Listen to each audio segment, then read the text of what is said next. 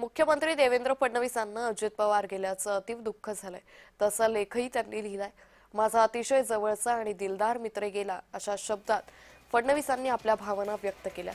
तसं पाहायला गेलं तर एरवी फडणवीसांच्या भावना चेहऱ्यावर नेहमीच दिसतात असं नाही. मातब्बर राजकारणी असल्यानं त्यांच्या मनात नेमकं काय सुरू आहे याचा वेध भल्याभल्यांना घेणं जमत नाही. पण अजित पवार गेल्याचं कळल्यावर फडणवीस हादरले. त्यांना बसलेला जबर धक्का आणि मनातलं दुःख त्यांच्या चेहऱ्यावर दिसत होतं.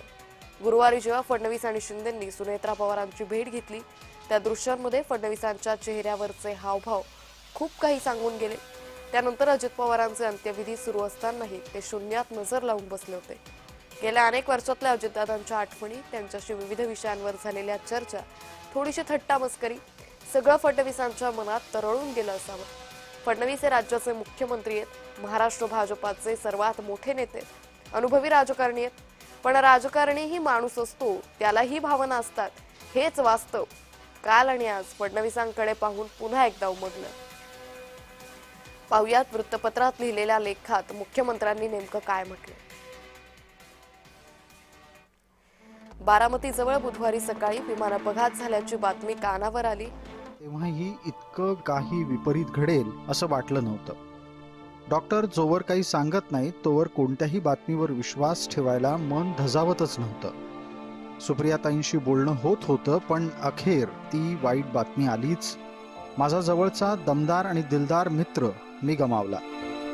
ही पोकळी कधीही भरून न येणारी आहे, कधीच विस्मरणात जाणार नाही असा धक्का देणारा हा प्रसंग आहे.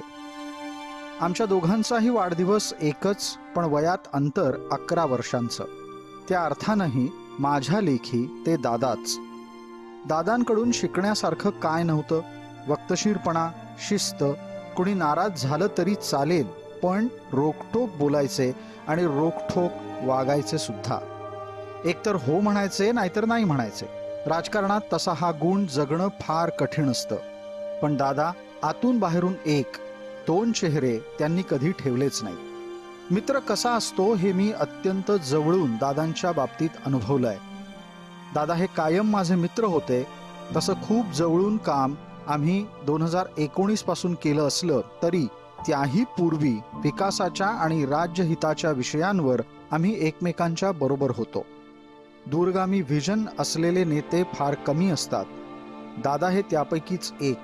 शब्दाला जागणारा नेता, कितीही संकट आलं तरी शब्दाला किंमत ठेवूनच वागणारा नेता. आणि प्रसंगी ती किंमत मोजायची त्यांची तयारीही असायची. हे दादांकडून शिकण्यासारखं आहे.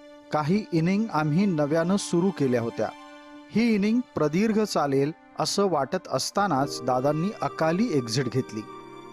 2014च्या नंतर त्यांच्या तोंडी कायम माझं नाव सीएम साहेब असं असायचं. 2019ला ते उपमुख्यमंत्री झाले आणि मी विरोधी पक्षनेता. पण सभागृहात बोलताना ते हमखास मला सीएम साहेब म्हणायचे आणि मग हळूच जीप जाऊन देवेंद्रजी म्हणायचे. दादांना बांधकामाची गुणवत्ता या विषयात फार रस. बारामती मेडिकल कॉलेजची वीट अन वीट त्यांनी स्वतःच्या देखरेखीत ठेवली.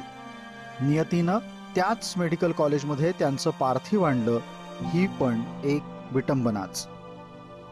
जमिनीशी घट्ट नाळ असलेला माझा अत्यंत जवळचा सहकारी मी गमावलाय.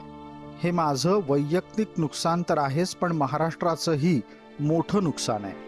दमदार आणि दिलदार मित्र मी गमावला आहे. आम्ही दोघं मंगळवारी मंत्रिमंडळ बैठकीमध्ये एकत्र होतो.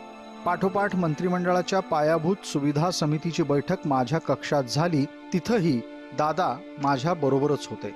सदोदित तिजोरीची काळजी करणारा अर्थमंत्री लाभला असल्यानं मी निश्चिंत असायचो. महाराष्ट्रामध्ये पायाभूत सुविधांवर अन्य राज्यांच्या तुलनेत सर्वाधिक खर्च होतो हा प्रश्न दादांनी उपस्थित केला. प्रकल्प लांबू नयेत यासाठी आम्ही दोघांनीही आसूड उठवले. सार्वजनिक बांधकाम खात्यानं सरकारचे 764 कोटी रुपये कसे वाचवले याची माहिती दादांना देण्यात आली. दादांना आनंद झाला.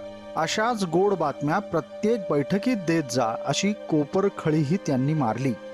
पण अशा बातम्या ऐकण्यासाठी पुढच्याच दिवशीपासून आपण नसू हे मात्र त्यांनी सांगितलं नाही. ही बैठक झाल्यानंतर पुन्हा पाऊण तास आम्ही माझ्या दालनामध्ये गप्पा मारत बसलो होतो. नियती निष्ठुर असते. आपलं तिच्यासमोर काहीही चालत नाही. कधीही वेळ न चुकवणारे दादा, यावेळी मात्र तुम्ही वेळ चुकवली. दादा, ही खंत कायम राहील. तुम्ही अकाली एक्झिट घेतली आहे.